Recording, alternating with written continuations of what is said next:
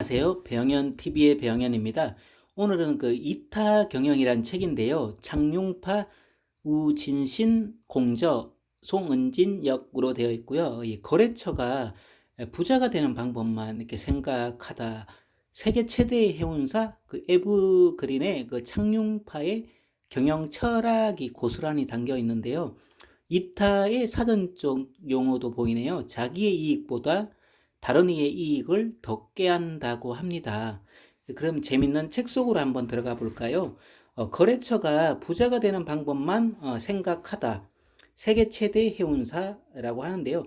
누구에게나 그 이타의 마음과 이기의 마음이 공존한다고 합니다. 우리는 이타심을 키우는 동시에 이기심이 커지는 것을 내버려 두어서는 안 된다고 하는데요.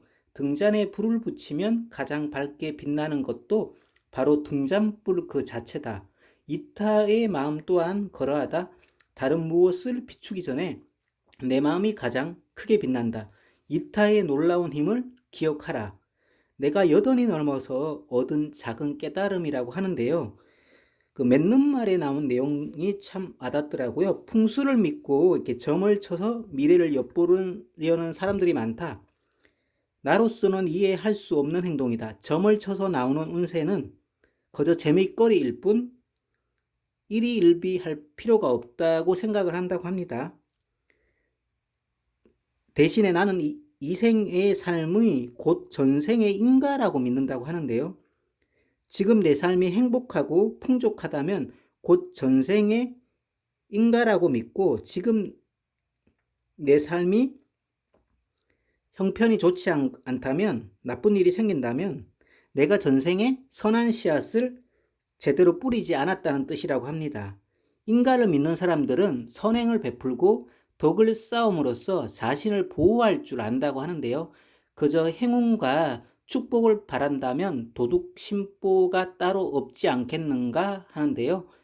옳은 길을 향해 자신의 삶을 꾸준히 단련하는 사람은 아무리 어려운 상황에도 커다란 위험 앞에서도 살 길이 보인다고 합니다.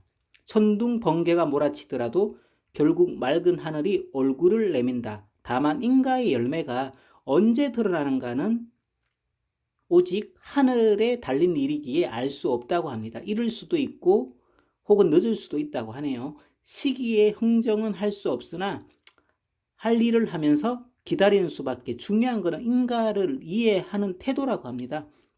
만약 지금 당신의 처지가 만족스럽지 않다면 지난 가을을 갖기 위해 더 올바르게 살려고 애써야 한다.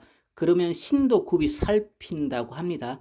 그래서 이 책의 내용 보면은 이렇게 이분이 뭐 그 일본 지진 났을 때 이렇게 100억도 기부하고 기부를 상당히 많이 하신 분인데요. 그 기부의 목적이 나오더라고요. 예전에 이렇게 나쁘게 돈을 벌거나 이러면 밤에 잠을 못 잤다고 합니다. 근데 좋은 쪽으로 돈을 쓰면 밤에 잠이 잘 오고 마음도 편했다고 합니다. 그래서 이분이 이제 기부하고 나눈 이유가 자기 마음이 편하고자 했다고 합니다. 그래서 이제 뭐 기부를 해서 명예를 얻거나 그런 게 아니라는 거죠. 예. 이 책 한번 보신다면 진짜 엄청난 그 도움을 주는 책이라는 확신이 듭니다. 늘 좋아요와 구독 감사합니다. 사랑합니다. 축복합니다.